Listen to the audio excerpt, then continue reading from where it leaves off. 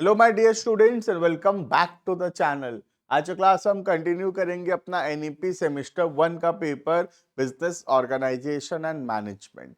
पिछले वीडियोस के अंदर हम लोग पढ़े थे डिसीजन मेकिंग। आज के क्लास के अंदर हम पढ़ेंगे what are the different ethical factors which must be considered at the time of taking decisions. But before we start the video, you can check the description. Description में एक app का link है, app को download करो, register करो और complete videos, notes, practice sets, important question सब कुछ अवेलेबल होगा।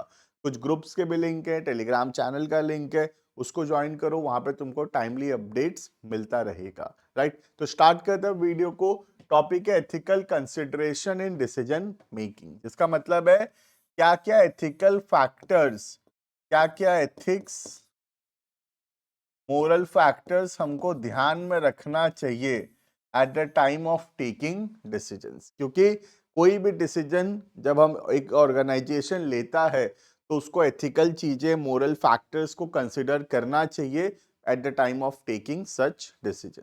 ठीक है, देखना, ethical consideration in decision making involves reflecting on the moral implication and potential consequences of choices. तो हम जो कर रहे हैं, हम जो डिसीजंस ले रहे हैं वो मोरली करेक्ट है या नहीं, या फिर हमारे डिसीजन का क्या कॉन्सिक्वेंसेस होगा, ये सब सोच समझ कर हमको डिसीजंस लेना चाहिए। There are essential to ensure fairness. We should ensure that the decisions are fair.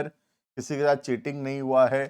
Responsibility जो हमको दिया गया है तो पूरा हो रहा है। इंटीग्रिटी है, मतलब भरोसा किया जा सकता है। Personal and professional societal context, तो पर्सनल फैक्टर्स, प्रोफेशनल फैक्टर्स और सोसाइटी क्या सोचता है, इन सब चीजों को ध्यान में रखकर डिसीजंस लेना पड़ेगा। ठीक है, here are the key ethical consideration decision making. क्या क्या चीजें कंसिडर करना जरूरी है एथिकली। पहला, कॉन्सिक्वेंसेस एंड इम्पैक्ट। कोई भी डिसीजन जो हम लोग लेते हैं, हमको हमेशा ये बात देखने का जरूरत है कि उस डिसीजन का क्या इम्पैक्ट होगा on the society.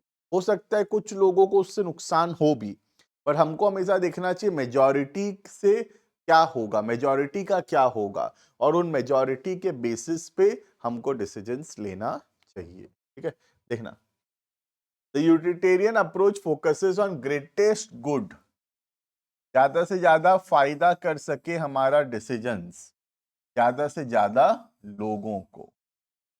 Decision maker consider the short term and long term effects on all stakeholders. हमको हमेशा डिसीजन लेते समय उसका short term and long term impact ध्यान में रखना चाहिए at the time of taking decisions. तो पहला है यूटिलिटेरियन अप्रोच, जो बोलता है कि कोई भी डिसीजन जो हम लोग लेते हैं, we should consider the impact of those decisions, the consequences of those decisions on our stakeholders, both in the short run as well as in the long run. Right, now what is stakeholders? Stakeholders मतलब वो हर person जिससे हमारे business में फर्क पड़ता है, जैसे कि customer, employ, suppliers, government, investors, इन सब को मिला के बोला जाता है स्टेक होल्डर्स। तो आज के दिन बिजनेस को सिर्फ शेयर होल्डर्स का ध्यान रखने से नहीं होगा, आज का बिजनेस को ध्यान रखना पड़ेगा स्टेक होल्डर्स का। क्लियर है ये?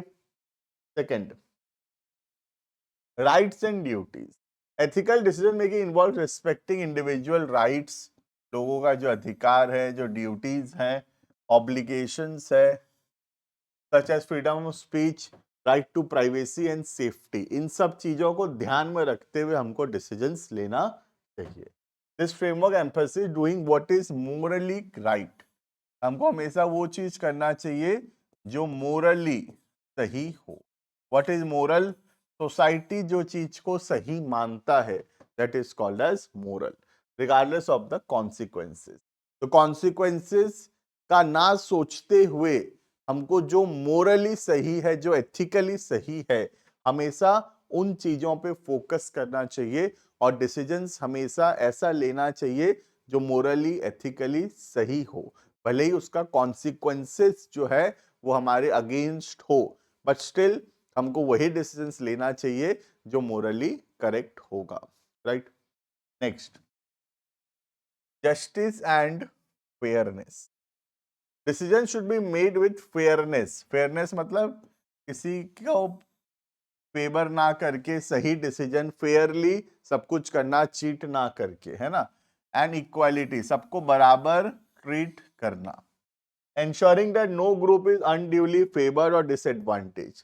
Consideration should be given to distributing benefits and burdens equitably. तो सबको इक्वल नजरिए से देखना, फेयर तरीके से डिसीजन लेना, किसी को फेवर ना करना या किसी के अगेंस्ट ना जाना, फेयरली सब कुछ देखते हुए, सोचते हुए, सबको इक्वली ट्रीट करते हुए डिसीजंस लेना, that is called as fairness and justice. Clear है? Next, transparent and honesty. Transparent मतलब सब कुछ दिखाना, है ना, कुछ भी जो है किसी स्टेक होल्डर से ना छुपाना, that is called as transparency. कई बार क्या होता है कि हम डिसीजंस तो ले लिए, बट हम लोगों को बता नहीं रहे कि हम ये डिसीजन कौन से बेसिस पे लिए हैं। तो हमेशा ट्रांसपेरेंट होना चाहिए, सबको क्लियरली पता होना चाहिए क्या डिसीजंस लिया गया है, कैसे लिया गया है, क्या प्रोसेस यूज किया गया है, ये सब ऑनेस्टली एक डिसीजन मेकर को बताना चाहिए टू द स्टेक होल्डर्स। ठीक है। Ethical decision maker communicate openly and truthfully with the stakeholders, avoiding deception और हाइडिंग क्रिटिकल इंफॉर्मेशन।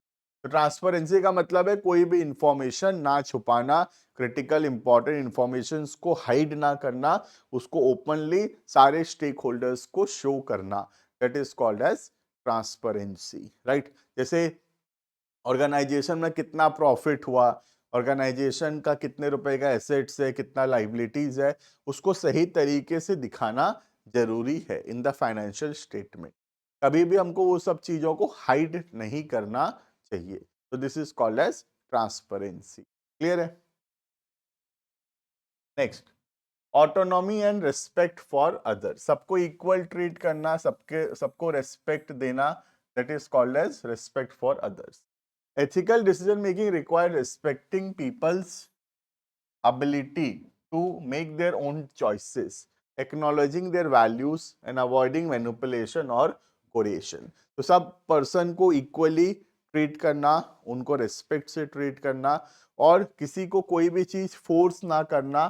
कोरेशन का मतलब होता है कोई चीज फोर्सफुली करना, कोई चीज फोर्सफुली करना इज कॉल्ड एज कोरेशन। तो कभी भी किसी भी पर्सन को कोरेशन ना करना, मैनिपुलेट ना करना, सबको इक्वली ट्रीट करना रेस्पेक्ट से, that is called as respect for others, right. Next, integrity. Integrity मतलब जिसपे भरोसा किया जा सके, ट्रस्ट। एंड कंसिस्टेंसी का मतलब अपने बात पे अड़े रहना, कभी ऐसा ना हो कि कभी कुछ बोल रहे हैं कभी कुछ बोल रहे हैं, दैट इज इनकंसिस्टेंसी। ठीक है, तो एक बार जो हम बोले उसको हम बैक करेंगे, that is called as consistency, right. देखना, personal and organisational integrity demands consistency between words, actions and values. हम जो बोल रहे हैं, हम जो कर रहे हैं, और हम जो वैल्यू शो कर रहे हैं, इसमें कंसिस्टेंसी होना जरूरी है। ऐसा नहीं हो कि हम बोल कुछ रहे हैं, कर कुछ रहे हैं। हम बोल रहे हैं चीटिंग नहीं करना चाहिए, हम खुद चीटिंग कर रहे हैं। हम बोल रहे हैं कि टाइम से आना चाहिए, हम खुद लेट आ रहे हैं। तो हमारे वर्ड्स पे हमारा जो वैल्यूज है और हमारा जो एक्शंस है वो कंसिस्टेंट होना जरूरी है। ठीक है, अगर हम बोल रहे हैं कि लेट नहीं आना चाहिए तो हम खुद भी लेट नहीं आएंगे। अगर हम बोल रहे हैं कि पैसा चोरी नहीं करना चाहिए तो हम खुद भी चोरी नहीं करेंगे। That is called as consistency, right. Acting ethically requires adherence to principles even with when it is inconvenient और unpopular। तो सब रूल्स रेगुलेशंस को मानना, भले ही वो कितना ही अगेंस्ट हमारे क्यों ना हो, बट स्टिल सब कुछ फॉलो करना, अडेयर करना। अडेरेंस का मतलब होता है फॉलो करना।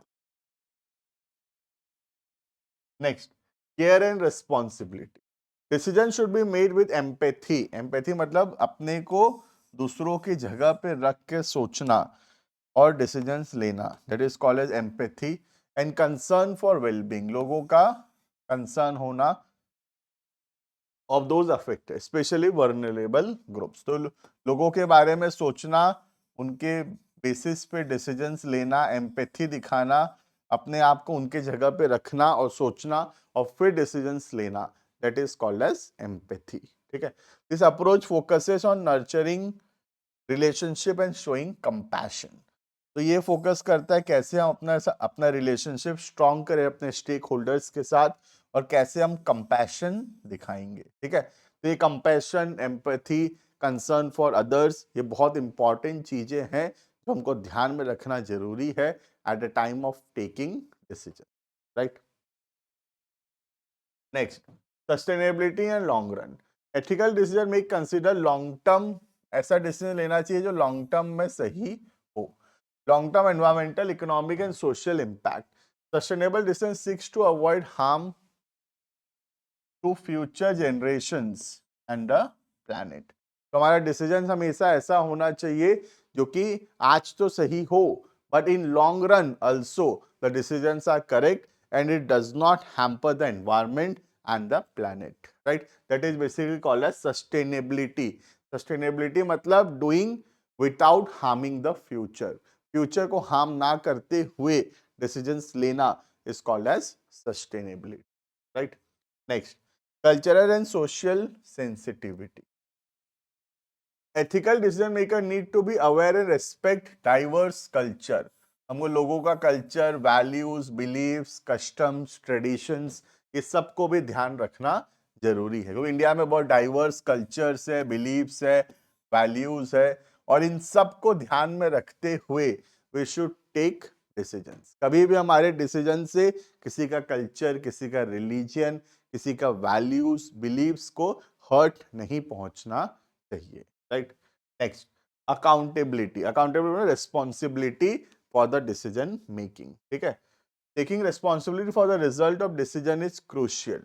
तो रिजल्ट के लिए आंसरेबल होना, जो कुछ हुआ उसके लिए आंसरेबल होना इज कॉल्ड एज अकाउंटेबिलिटी।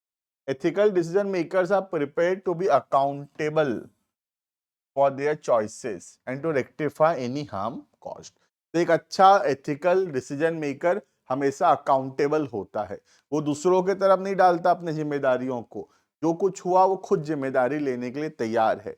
अगर सही नहीं भी हुआ तो he is okay to take the responsibility कि yes I have done it and the things are not doing well. वो रिस्पॉन्सिबिलिटी लेने के लिए तैयार है, वो आंसरेबल है और जो भी हार्म हुआ है, जो भी नुकसान हुआ है उसको वो ठीक करने के लिए तैयार है। ऐसा होना चाहिए एक एथिकल डिसीजन मेकर। क्लियर है? तो this is all about different things that need to be considered ethically at the time of taking decisions. Clear है? बाकी मिलते हैं आने वाले क्लासेस के अंदर और बस कुछ ही टॉपिक्स बचे हुए हैं, हम आने वाले क्लासेस के अंदर उसको कवर करेंगे। अगर वीडियो अच्छा लग रहा है तो जरूर से चैनल को लाइक, शेयर, सब्सक्राइब कर लेना। अगर ऐप डाउनलोड नहीं की हो तो ऐप का लिंक डिस्क्रिप्शन में है, डाउनलोड कर लो ऐप को, वहां पे complete videos, notes, practice sets, important question, doubt classes, सब कुछ अवेलेबल होगा। मिलते हैं आने वाली क्लासेस में। Thank you and bye bye.